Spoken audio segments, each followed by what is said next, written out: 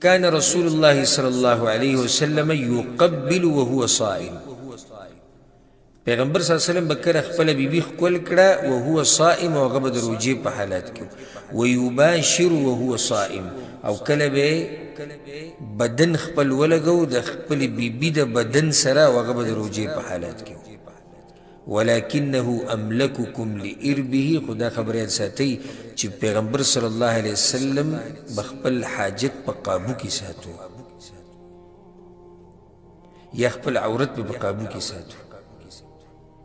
ولكنه املككم پتاسو ټولو کې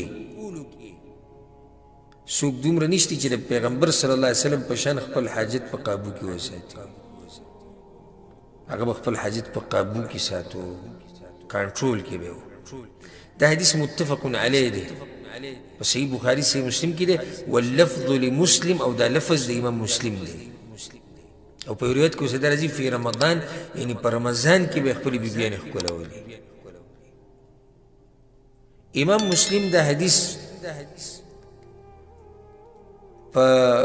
مختلف روایت او الفاظ سره وړي کې دی چې کان نبی صلی الله علیه وسلم يقبل فی رمضان. پیغمبر صلی الله علیه وسلم د رمضان په میاشت کې خپل بیبیانې ښکلولې. په بعضو کې دي چې کان رسول الله صلی الله علیه وسلم يقبل احدى نسائه وهو صائم. بعض بیبیانې به ښکلولې. عائشہ رضی الله عنها وایي ثم تضحك بیا به په خندا شوه.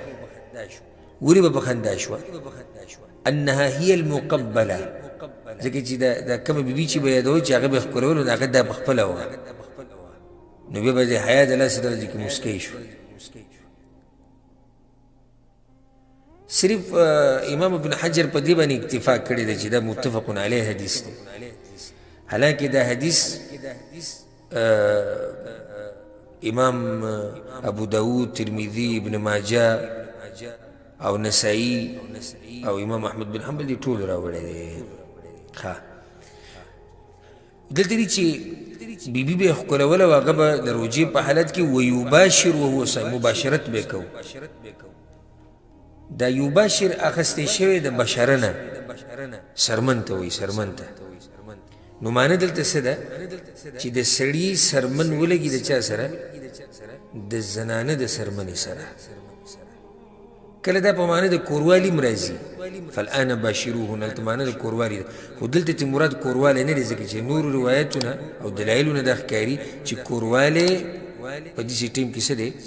حرام دی. نو دلته به د مباشرت نه مراد صحیح بدن لګېده د بدن سره. ولكنه املككم لاربه. دا لاربه هم ویلی کېږي او لاربه هم ویلی کېږي. واضح لاربه دی او دا د اکثرو محدثینو رایه ده. د هغې معنی بیا دا شوه چې پیغمبر صلی الله علیه وسلم په تاسو ټولو کې زیات خپل حاجت لره قابو کوونکی و. او که چېرته لاربه وویلی شي په حمزه د حمزې لاندې زیر راشي نو بیا ومعنی نه شي عورت. بیا ومعنی څه شي؟ عورت. لاربه یا لاربه عفوا ما مخکې لاربه وي لاربه.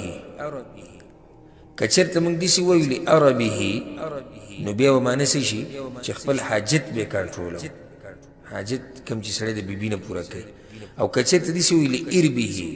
د حمزه لاندې زیر شي او را باندې سکون شي نو بیا ومعنی شي عورت. یعنی پیغمبر صلی الله علیه وسلم خپل عورت لره کنټرولونکی و. دې حدیث کې ډېرې مسلې دي. اولنۍ مسله دا ده د دې نه دا مسله راووته چې ظاهر د حدیث نه دا ښکاري چې روجتي انسان خپله ښځه ښکلولی هم شي او د هغې سره مباشرت هم کولی شي. د دې حدیث نه دا ښکاري. یو حدیث کې داسې هم راځي په صحیح مسلم کې شته د عمر ابن ابي سلمه. هغې تپوس وکړه د پیغمبر صلی الله علیه وسلم نه ایقبل الصائم چې یو سړی د روجې په حالت کې نو ښکلول کولی شي؟ پیغمبر صلی الله علیه وسلم ورته وویل سل هذه. د دې ام سلمه نه تپوس وکړه که نه دا به د هغې زوی خو پیغمبر صلی الله علیه وسلم چې کله د ام سلمه سره واده وکړي دی ورسره راغی وایي دې نه تپوس وکړه. نو هغې ورته وویل چې او پیغمبر خو دا کار کوي. نو هغه راغی وایي یا رسول الله قد غفر الله لك ما تقدم من ذنبك وما تأخر. اے دا اللہ رسول اللہ خو تا هر څه بخلی دی یعنی تو ځان له سړی طالب الله اجازت تر کړی خو موږ د پاره خو بنینو پیغمبر صلی الله علیه وسلم ته اما والله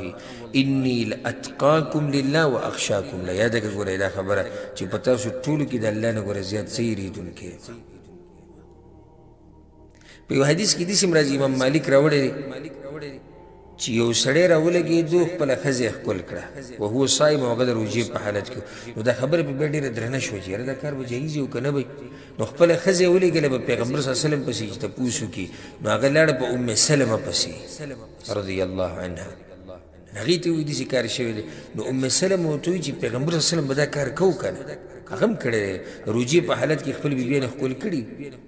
وایي دا ښځه راله خپل خاوند ته یې وویل نو خاوند ته یې مسله ښه ګرانه شوه او دی وی دی ښځې ته وی موږ ګوره د پیغمبر په شان نه یو پیغمبر دپاره الله هغه څه حلال کړي کله ناکله چې زموږ دپاره نه حلالوي نو هغه ښځه بیا راله په پیغمبر صلی الله علیه وسلم پسې په ام سلمه پسې چې راله نو پیغمبر صلی الله علیه وسلم هملته و پیغمبر صلی الله علیه وسلم تپوس وکړي دا ښځه ولې راله هغه ورته وایي د دې دپاره راغلی پیغمبر صلی الله علیه وسلم تا به ورته ویلي که چې زه یې کومه که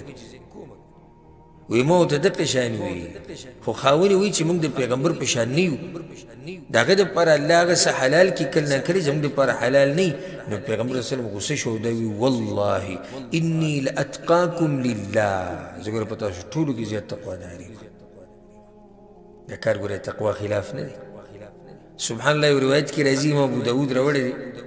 عمر بن خطاب سوی وي حشیشتو یو ورځ ډېر خوشحاله وم حشیشتو معنی ډېر خوشحاله وم نو د ډېرې خوشحالۍ نه مې څه چل وکړو فقبلت وانا صایم خپله ښځه مې ښکل کړه او زه د روژې په حالت کې وم چې دا څه کار به وکړو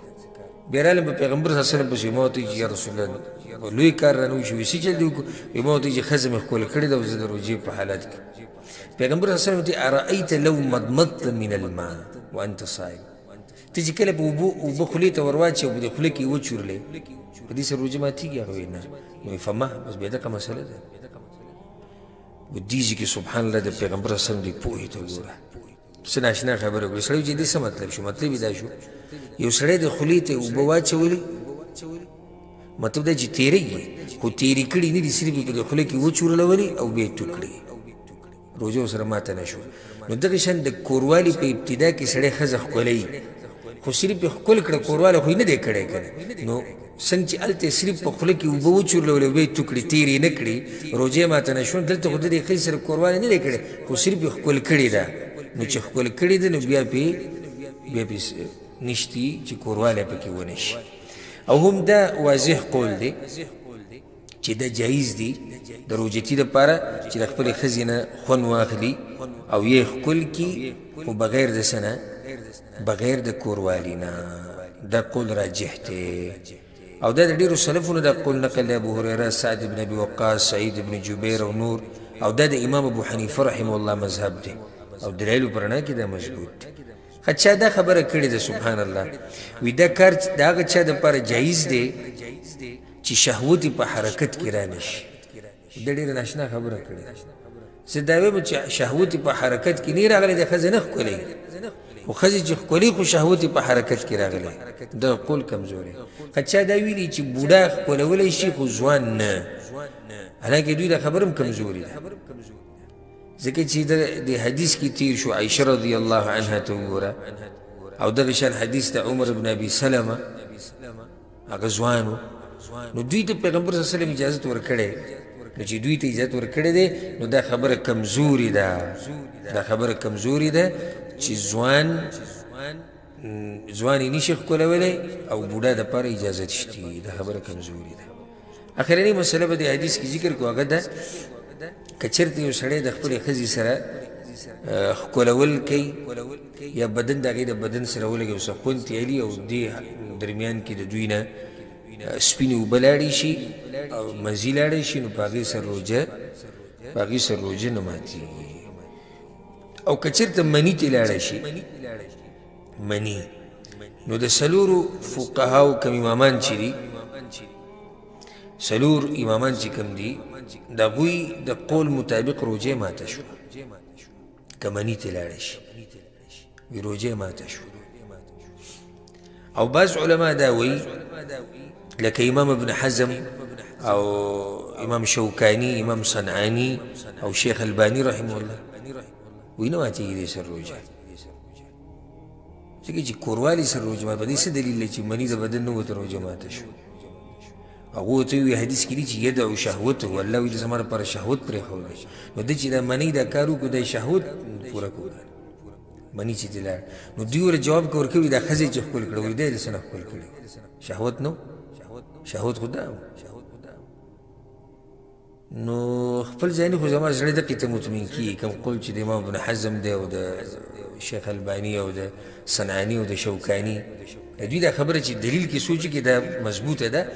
خو احتیاط دې کې دی، احتیاط دې کې دی چې که د چا نه مني لاړه شي نو بیا دې په ځای بله روژه ونیسي. دا به احتیاطي قولي والله اعلم. په دې باندې به اکتفا